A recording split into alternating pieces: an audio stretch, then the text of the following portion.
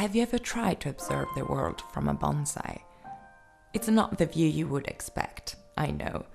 The height of a mighty oak or of a century-old fir tree would surely appear more appealing. But I am sure that none of you has ever passed from down here. How do I know? Because I met the only person capable of dwelling in me.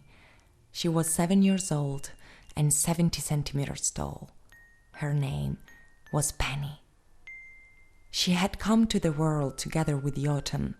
Since her first blink, life appeared to her as a bizarre mosaic in which each colored tile wandered at wall space and had a life of its own.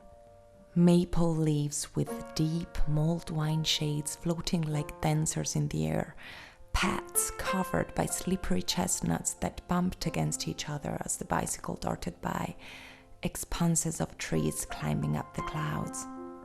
The city appeared submerged by a pulpy juice of an orange, in which the earth's surface sank under a huge glass bell animated by a changing autumn carnival.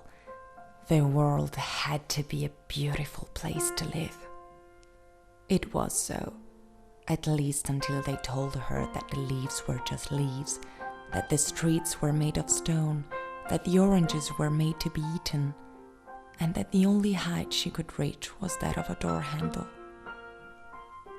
Her parents had given her this name because they had met in Liverpool, on Penny Lane. Her father, who was a Beatles fan, wanted to give his daughter the name of the streets where he had met his wife, who, seduced by the god of fate, accepted without reservation when, during the labor, she heard the radio broadcasting Penny from Heaven by Billie Holiday in the distance. It was then that both became sure of it. The girl's name would have been Penny, and she would have been a gift from heaven. Yet, the child felt that there was something deeply wrong in her. How could she be a gift? After the first year of her life, she started to realize that she was not like the others. She was always at the head of the line because, ever since the world began, the shortest would start the march, regardless of how much they wished to hide behind another of the little soldiers in line. In class, she was unable to escape the marginalization by the early cheerleaders, who shaped their mediocrity to her strange physical appearance. Boys ignored or mocked her. In second grade, at the school exit, there was always the same little boy, 4 or 5 years older than her, who kept laughing and shouting in her face, "You must go to kindergarten, you can't stay here, you're not 6, you liar." She couldn't think of a worse place than school, a concentrate of evil that she was forced to swallow every day with downcast eyes and clenched fists. Penny knew that she was not like the others. The tiny stature, the arms and legs too short, and that head disproportioned to the body. "Inside here," her mother used to say, "there are all the thoughts of the world. For this reason you have a head larger than the others. It's magic." And Penny believed her. Her mother knew what to say to make her feel better. Magic was an essential factor to start to believe in herself again. But over time it was no longer enough, since reality began to reveal in an increasingly cruel way. Penny then began to isolate herself from the world, fueling her imagination, which seemed to her a better place to live. She spent her days playing alone, collecting fallen leaves to keep them in her secret diary and write a story for each of them. She was able to animate everything that was inanimate, so that, as in the first hours of her life, everything would begin to have a breath of its own. Stories fascinated her. Her mother used to read her the tale of the ugly duckling. When she listened to it, it was as if she felt accepted for the first time. It was nice to know that somewhere, even if only between the pages of a book, there was someone so deeply undesirable as her. Knowing that the duckling would transform into a swan gave her hope even for herself. In fact, she had always been good at finding in fantasy stories reasons to continue to imagine a happy future, even if only pretending. On a grey autumn afternoon, she went out for the usual walk in search of leaves for her collection, For a moment, she lost her bearings and found herself in front of a flower shop. She entered shyly and began to snoop around. It was a little shop, but there were so many different species of flowers, and she felt almost hypnotized by their perfume, by their delicacy, by their beauty. She moved onwards, and suddenly her eye fell on a corner of the window where there was a bonsai. She had never seen such a small tree. It was a miniature. It looked fake. Yet she immediately felt a deep connection. She was so absorbed in observing the bonsai that she did not notice that the florist was behind her and was smiling at her. "Hello, darling," the woman said at a certain point. "Can I help you?" Penny startled. "Hi," she replied. "Do you like flowers?" Penny looked down and shyly replied, "No, I went the wrong way." "Do you know how to get home?" "Yep." The florist smiled at her. Penny looked away. She wanted to smile at her in turn, but she couldn't. The woman invited her to take a look around and choose a flower before returning home. Penny chose a rose, with her head down and absent-mindedly, even though she sensed the presence of that bonsai behind her as if it was calling her, but she decided to ignore it anyway. She felt a strange embarrassment in choosing that tiny plant. The rose was the most right choice. Realizing immediately to which plant the little girl was attracted, the florist told her to choose better. Penny replied that she had preferred the most beautiful flower, and the woman, softened by the load of melancholy with which the little girl's eyes were soaked and that immediately flooded her heart, replied, "Believe me, there is much more beauty in that which you are afraid to choose." Penny didn't understand. The florist came over to caress her head, and Penny felt as if she was caressing her thoughts. She sensed a strange energy in that woman who could read her thoughts without hesitation, and above all, without any embarrassment or compassion for her atypical appearance. "Look," said the florist, pointing to the corner of the window. "What is that?" Penny asked, pretending indifference. The florist advanced towards the bonsai, taking it in her hands with an extreme delicacy that didn't go unnoticed by the little girl. "This is a bonsai. It is one of the most precious species in nature, and it can live hundreds of years. People approach it reverently because they know it is a very valuable type of plant, but only a few understand its true value." "And what would it be?" Penny asked without looking away from the bonsai. The woman smiled tenderly and replied, "Its ability to transform over time. It cannot reach the height of other trees, but it is able to give you a new world to discover every day. Bonsai is in perfect perfection, an ever-changing perfection, and what makes it special is the care given by those who choose to adopt it. If you decide to take one, it will be yours forever. You will have to look after it, listen to it, nurture it, and it will take care of you as a friend would do, and even more. Its roots will give you strength and make you feel safe. Its trunk will reveal its true nature, and you will learn to know it and lean on it whenever you need. Its branches will stretch towards the sky in search of light, and you will have to direct them towards it. Its leaves are in continuous development, and you will have to learn to wait for the moment of its flowering without forcing it, because each plant needs its own time to grow, and no one knows that better than a bonsai. No tree has the same worldview, not even the most beautiful, or the highest of all." Penny's eyes were now sparkling with emotion. She had found a friend and they would take care of each other. The florist handed the bonsai into Penny's hands, recommending that she look after the little tree. The girl accepted the gift and left the shop still spellbound by the words of the florist. "Remember," she had said on the threshold, "the bonsai grows with you. You have to guide it towards the light. Only in this way it will live long." Back home, Penny rushed to her room and immediately found a spot for her bonsai. She placed it on the windowsill so that the little tree would receive all the light it needed. Evening fell and Penny went to sleep. That same night, she dreamed of waking up in the branches of the bonsai, and everything seemed different.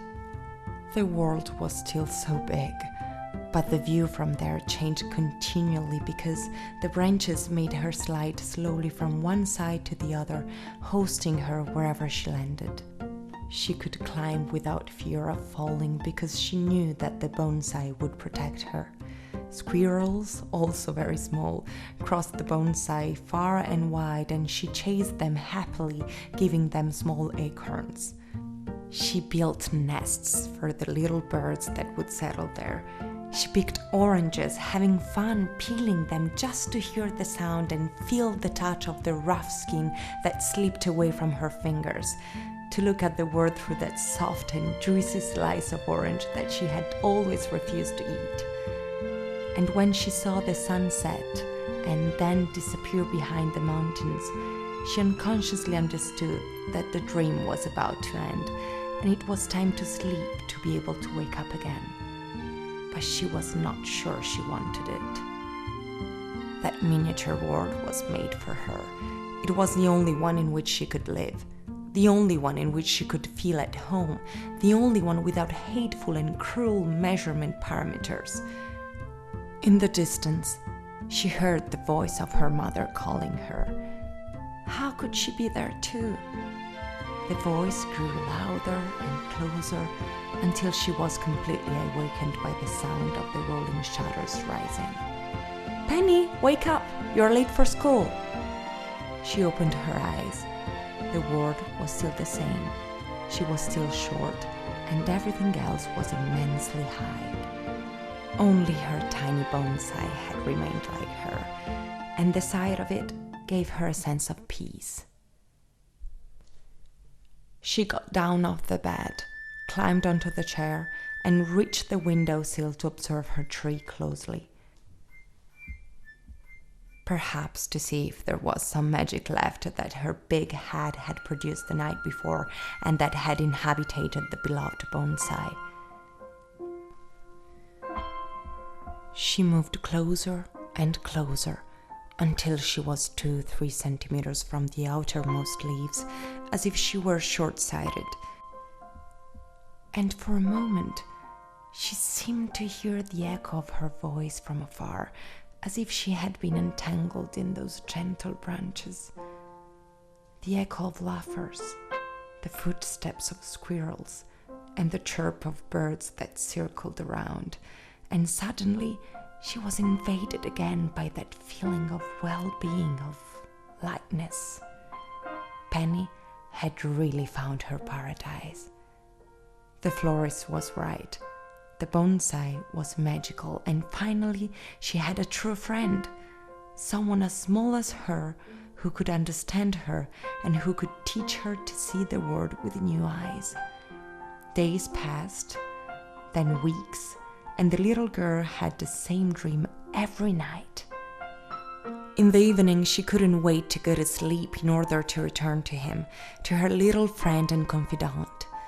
Since it was there, Penny was no longer alone and barely cared about being short.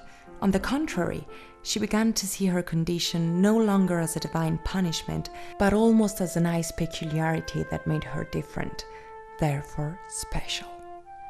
Everything was beautiful, everything was magical, and over time, the little girl began to fantasize on her tree even with open eyes during the day. She had never felt so comfortable and useful as then. She took care of it, nurtured it, watered it, and spoke to it as if it was a person. She already imagined it full of flowers to pick and oranges to peel. Very soon, however, she discovered that the bonsai she nurtured and loved deeply was actually slowly dying. One morning, like many others, she woke up, approached her beloved sapling, and noticed that some leaves had fallen on the soil. It had never happened before, and she couldn't explain how it was possible. She had had extreme care for it. She had devoted to it all the attention it needed, as the florist had recommended. She did not want to give importance to the thing, so she removed the dry leaves and threw them away, and then she prepared to go to school. In the following days, more and more leaves fell. She began to worry. Was her bonsai perhaps telling her that it was no longer comfortable with her and that it needed to move house? At the mere thought, she felt a knot in her throat. Was she about to be abandoned again by someone who thought she was not up to it? She couldn't accept it. Without even thinking, she took the bonsai and rushed to the florist. She crossed the avenue of chestnuts, as she called it, absent-mindedly, without collecting even a leaf. The trees that lined the road were no longer the undisputed protagonist of her vision of the world, but they had stepped down from the stage to make room for her, framing her tiny figure, almost lost in the fog. She arrived at the shop with her heart in her mouth. She entered with the shy hesitation of someone who knows they have done something wrong without wanting to admit it. But she was absolutely certain that she wanted to make up for it for the sake of her little friend. As soon as she saw her, the florist approached to greet her. Penny backed away slightly, as if that human kindness scared her, and also because perhaps she was afraid of losing the trust that the woman had placed in her. Penny showed her the little tree and in a trembling voice asked her what was going on. The florist bent down to take the bonsai from the little hands of the girl. She took one of the dead leaves and gently stroked it with the tip of her index finger. She remained silent for a few seconds. Then she knelt in front of the little girl and looking deeply into her eyes, she said, "You're still afraid." "No, it's not true." "It's true. It is your fear of growing up that is killing it." "I can't grow. I'll stay this way forever," cried the little girl with eyes swollen with tears and persisted to hold back. "And it too cannot grow, yet it has always been well so far." "It is impossible not to grow. You can only choose to stay behind." Bonsai trees are constantly changing. They feed on our hopes for the future, on our courage to look forward and, above all, on our ability to do it with our heads held high. If there is something that makes them wider, it's illusions. "But I just wanted someone who wouldn't make me feel different." "But you are." The florist smiled. "You are perfectly imperfect, and for this, it will be forever grateful to you."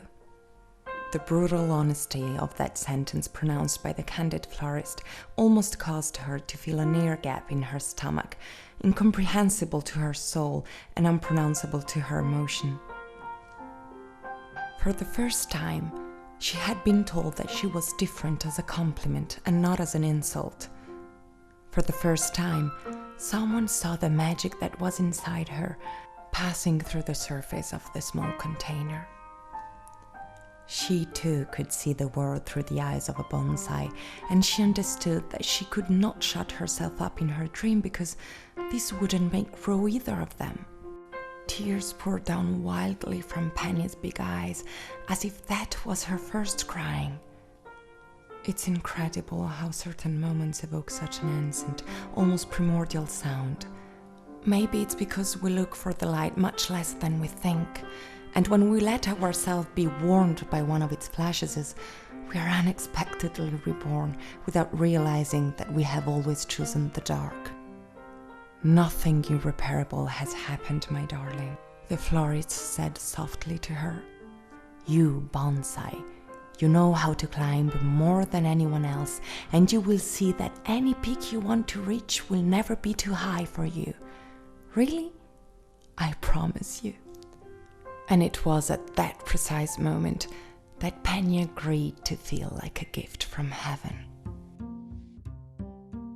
It would be nice. We would like the end of a story to outline an everlasting happy ending.